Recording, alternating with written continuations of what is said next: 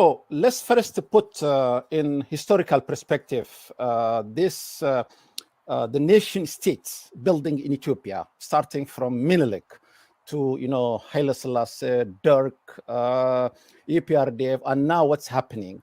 As you know, one of the social scientists, Max Weber, defined the modern state as a community that successfully claims a monopoly over violence within a geographical area which require it to have legitimate, this is a key word, and legal authority. So can you please shed light on that and put grounded in historical perspective the nation state building of Ethiopia? I think we need to see the emergence of the Ethiopian state in the late 19th century as an imperial enterprise. Under the Ethiopian emperors in the northern highlands, Johannes and Menelik, it was a junior partner in the scramble for Africa. The Ethiopian emperors had no real objection to colonialism, provided they could be part of it. And so the expansion of the Ethiopian empire, and it was explicitly an empire, it was based upon a racial hierarchy, it was based upon conquest and the right given to those who conquered and therefore settled by force the peripheries. It was an imperial project that bears comparison with the Egyptian project in the Nile Valley and the European projects elsewhere in Africa. And it survived throughout the colonial period with that ethno-racial and also religious hierarchy intact, and with a mode of governance that was not, in the terms of Max Weber, whom you quoted, was not a legal, rational, bureaucratic mode of power based upon the consent of the governed according to a set of constitutional and legal norms. It fundamentally rested on the forceful incorporation of diverse communities under the emperor. And even when Eritrea was incorporated in 1952, yes, it was a unique federation because it was federated under the Ethiopian crown. So clearly a hierarchy was built into that. And it was a fundamentally unsustainable system. And one of the problems that we have in Ethiopia today is that some members of the educated elites and the ruling class have never come to terms with the end of that era. They have never come to terms with the need to decolonize the understanding of what Ethiopia is. So they have a vision of, let's go back to the past glories of Ethiopia, when Ethiopia stood tall among the nations, in the same way that some of the leaders of my country, the United Kingdom, think we can go back to the British Empire. And that when the British Empire was at its height, the colonized peoples of India and Africa and elsewhere loved the colonizer. It's complete nonsense. And the idea that an Ethiopian identity could be created, could be imposed, and would universally be welcomed is simply not borne out by the facts. As you know, Dr. Alex, you and other thinkers, such as one of the social scientist also, Zahra Wang, wrote in her thesis, Ethnicity and Power in Ethiopia. And just for the sake of the time, I'm just coming right now during the 1991 when the EPRDF took the power. And she's saying here, ethnicity was introduced as a basis for the reconstitution of the Ethiopian state in 1991. And examining the politicization of ethnic identity before and after the federation of the countries, nation and nationality and people was instituted. My question is, it seems right now the core crisis between these two school of thoughts, which is unitarists. Those are, as you say last time, also in other, in social media. There is an old empire that is dead. Then they trying to revive it, to reinstate, which is led by right now the Abiy, which is unitarist.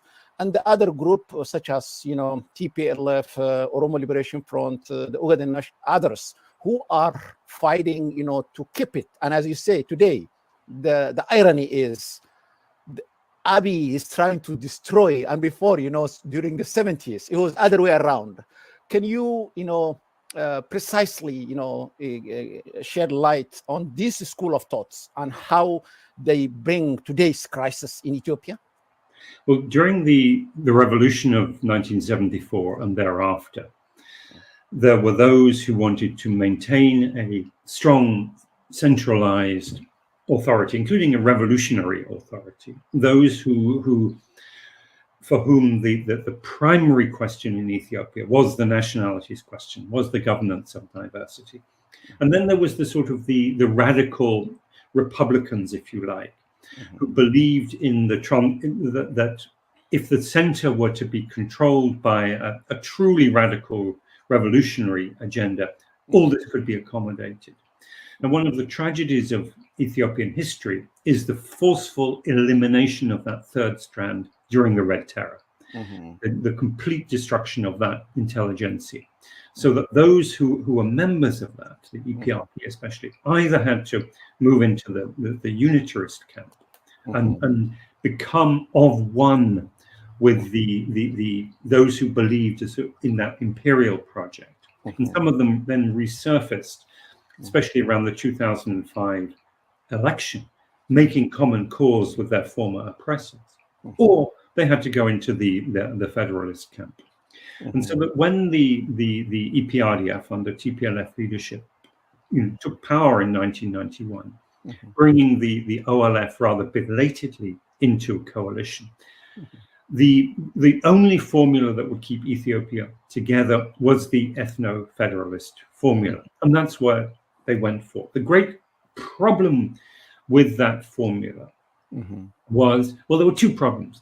One was that any attempt to define ethnicity in a very static way and draw those boundaries and say to anyone, you are an Oromo or you are an Amhara, you can't be a bit of both, was always going to or for other ethnicities similarly, was going to have a problem. It wasn't able to breathe in terms of allowing for the evolution of people's identity as the country developed and as new generations got educated and so on. But the other problem with it was that the EPRDF in power, while respecting the cultural and linguistic rights of the different nations and nationalities, did not democratize the system. So it became a ethno-federal liberation in name only. And a new generation came up that said, this isn't good enough. It isn't good enough to be taught in our own language, to have an element of control over our state budgets, etc., etc.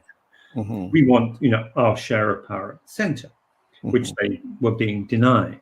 And that was the demise. That was what destroyed the EPRDF. And when that EPRDF was destroyed, all the other issues came up as well. And for a moment, of course, it looked as though Abiy was going to be able to placate all these constituencies. And there was a huge, enthusiasm about this man who it seemed was going to be everything to anyone, to everyone. Of course, the problem of being a politician who overpromises is you then need to decide who to disappoint. And he first of all disappointed the Oromos, then the Tigrayans, and now he seems to just be living from week to week, trying to stay in power, placate all the constituencies that he has roused up, putting out fires here and there, and really incapable of managing the Ethiopian state and not managing the forces that he has unleashed in the last few years. Okay, thank you. That I mean, as you say, although EPRDF has written one of the classical, even the late Mallah Zanawi used to say, we get it from the United Nations, such as, Universal Declaration of Human Rights and all the different, the most progressive, even what we consider as a more the left side, like what is happening right now in Chile or in Colombia, those countries, although he was claiming, and the EPRDF was claiming that, but from 2015 to 2018, the Oromo, the largest, they, although, as you say, I will quote you, also, although you were arguing that, or you were stating that Oromo has, they have written this classical, and they they participate a lot in this area. So what went wrong? A lot of people are arguing today. Even Zaira Vanguard that I was saying, she was saying that here. The architect of ethnic federalism are influenced by Marxist formulation of the national question, which incorporate contradictory element, although inherited of the notion of granting self-determination. But the conviction that self-community, here is the key, the self-community respond better to mobilization from within. Okay, that is for the nation, nationality, and the people with their own language, by their own, nations. But the problem is when they come implementation, they are adding this, that the notion ethnic group are susceptible to identification definition. And here is the key, from above by a vanguard party applying a checklist and externally verifiable criteria. Yeah, I think that's correct. I think we saw the phenomenon emerge in the Soviet Union of what my colleague in Makele, Mulugeta Gebrehiwot, has called administrative nationalism. So you have an administrative template which is imposed upon a society, and then you try and form the nations and the national sentiment around that administrative formula. That is not going to work. And it's not going to work because it is centrally directed, and because it is too rigid. It doesn't allow for the flexibility that comes with historical change. None of these nations and nationalities are fixed. They change over time and in response to circumstances. And so when and I think it's inevitable at the moment that Ethiopia will have to go back to some sort of constitutional discussion based upon the existing constitution of 1994 and its concept of an ethno-federal system. As Ethiopians go back to that discussion, they need not only to examine the enormous shortcomings, the failings of the centralized option, but also how the federal system itself needs to be redesigned to take account of these new realities, so that it's much more democratic and much more flexible in response to changing realities. Before we come back and talk about the current situation in Ethiopia, there is a last point that I would like to ask you. John Markakis, who has written recently a book called Ethiopia, The Last Two Frontiers, he's always arguing that, the central versus the periphery. Always, as yourself, you were arguing last time, the people from the north, especially the binary, the Tigrayans and the Amhara, they used to rule for so long and they were fighting on the power. Now the Oromo come, although you say they need there is a vacuum of leadership there, and that they have to step in. And also the other peripheries, such as Somalis, such as Gambela, in Benishangul, are not part and parcel in the power, sharing. What do you think? Do you agree on the concept that still, there is a dichotomy, between the central and the south, which is most of the resource also is there, and the crisis is emanating from that area? One of the features of the different crises that we have seen, political crises that we've seen in Ethiopia, is that they have been very much articulated among several dominant blocs based in the highlands, which actually include many of the Oromos too. Yes. And essentially the people of the margins, Benishangul, Gambela, the southernmost people, the Afars, the Somalis, and some of the Oromos were really second class in this whole system. And each of them had its own particular configuration of tensions and crises over land, over control of resources, over who should be given the full set of rights to govern those localities.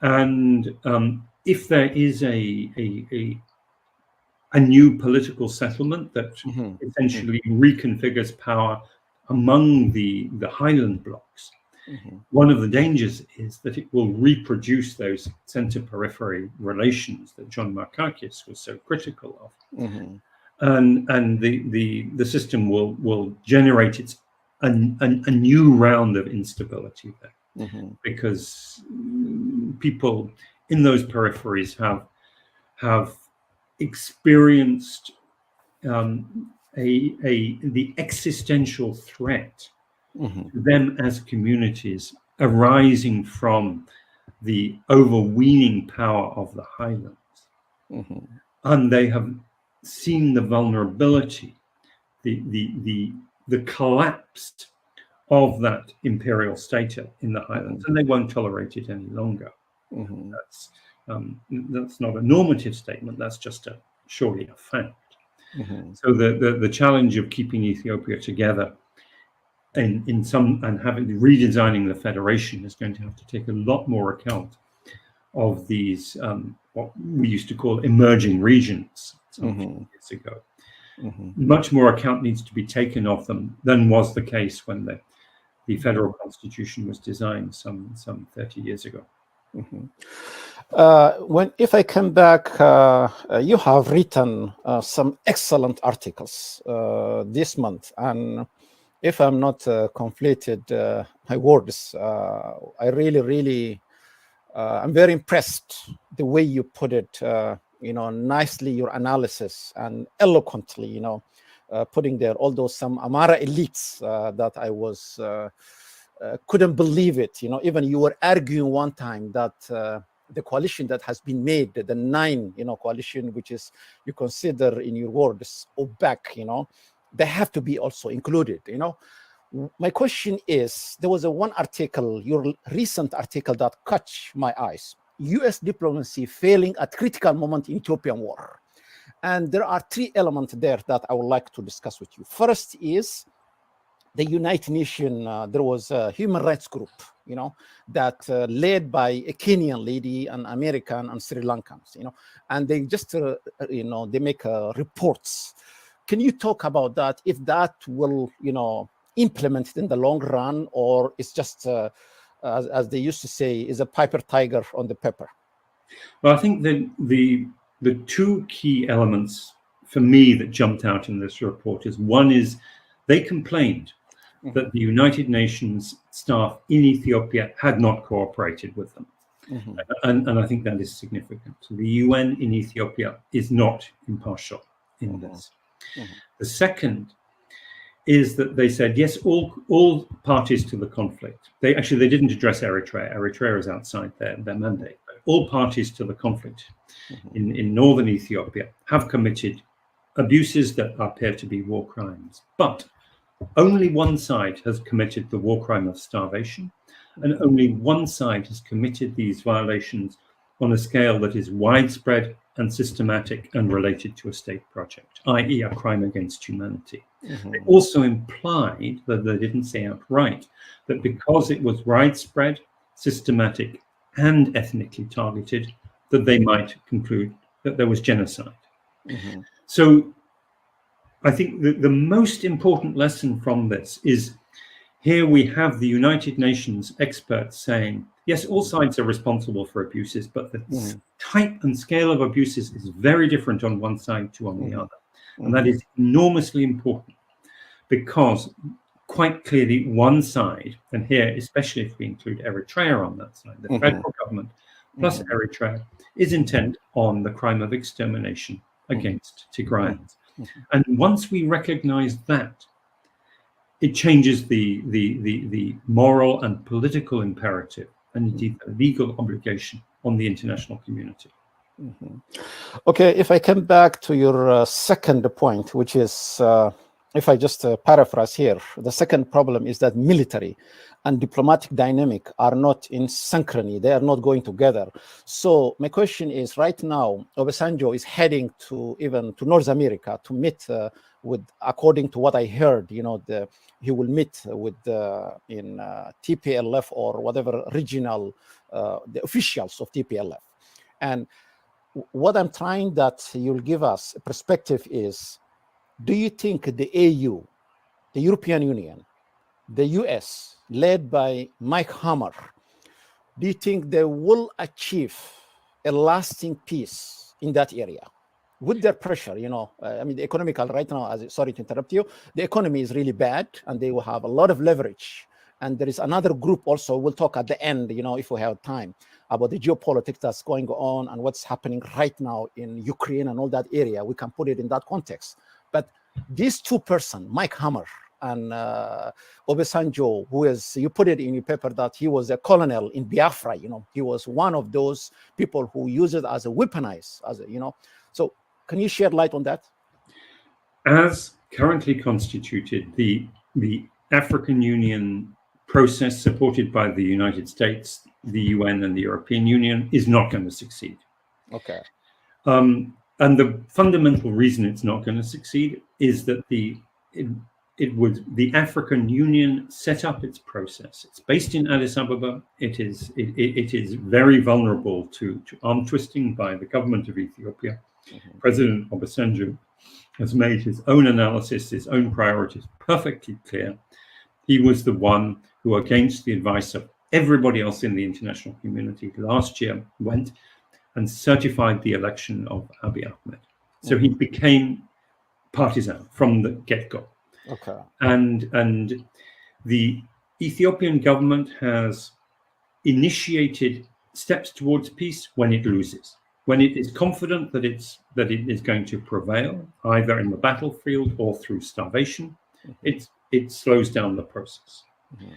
And the African Union has gone along with that. Now, the other problem here is that if you are to set up a mediation, a conflict resolution process, rule number one is both sides have to agree on the mediator and the process. The Tigrayans have made it perfectly clear they do not trust Obasanjo, they do not trust the African Union. They're ready to go with an African Union-led process, but that does not mean they've agreed to Obasanjo or to any formula that the African Union decides. And a couple of days ago, General Tzadkan Gebretinsai of the Tigray Central Command made a public statement making that absolutely clear. Now, it may be that the Tigrayans diplomatically are the weaker side, but we all know that a peace process is going to fail if the mediator is not accepted by one side. And that should be the end of it. There should be no more discussion about that. They don't need to justify. They just need to say, we don't trust this guy. He should go. End of story. Okay. And so that's the number one reason why it's going to fail if it goes ahead as currently constituted. But the other reason is that the Ethiopian government and the Eritrean government, and the Eritreans are actually calling the shots at the moment. They're interested in succeeding. Yes. and the international community has not taken this to a sufficiently senior level, especially in the United States, where they can say, okay, we need a more serious, high-level intervention to stop this. Because at the moment, they are just accepting the military logic presented to them by the government of Ethiopia, which is also speaking on behalf of Eritrea, which is, we are going to win, we are going to dictate the terms to Tigray. So you go along with that. And I concluded my article saying that, then the blood of Ethiopians will simply be the way of lubricating a diplomatic solution. Yes. But it will not actually be a diplomatic solution because it will fail. Okay, first, we have just 4 minutes now. My last question is, if you can also first, please, talk about the rogue states of Horn of Africa, what we consider in French la bête noire, which is Isaias, who is really is a big spoiler there, and who, starving, his people and putting in problem. Even Abiy took, some of the, mechanized group and sent that, and right now even we talk about they are fighting there. This is violating Article 8 of Ethiopian Constitution, which is the nationality is invested in the territorial and the sovereignty of Ethiopian, as you put it nicely last time. So that is A. B is there is a geopolitics going on there. I know our time is limited, but can you please tell us your prediction? What is the way out from here with these 2 points, with the respect of time we have? I think the key thing to understand is that between 1/3 and 1/2 of the fighting capability of the Ethiopian National Defense Forces is in Eritrea under the command of the Eritreans. And everything we know about the system in Eritrea means that once President Isaias has got his claws into that, he's not going to let go. So the idea that Abiy would say nicely to Isaias, please let us do our thing, is complete nonsense, utter naivety. And what this means is that until there is a tough action at a higher level than the current special envoys and Obasanjo, this war will continue until there is a military decision. Now, the military decision could be one of several things. It could be a military victory by Isaias and his now client, Abiy, in which case you would see Isaias as the dominant player in the entire Horn of Africa, with consequences for Somalia, for Sudan, etc. And he, of course, is aligned with Russia, so it has a geostrategic implication.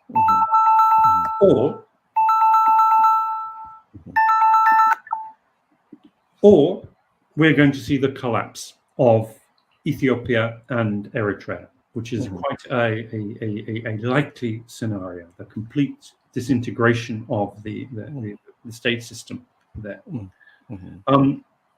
There is a chance for stepping in before it's too late, but that window of time is closing very, very fast. Okay, Mr. Al.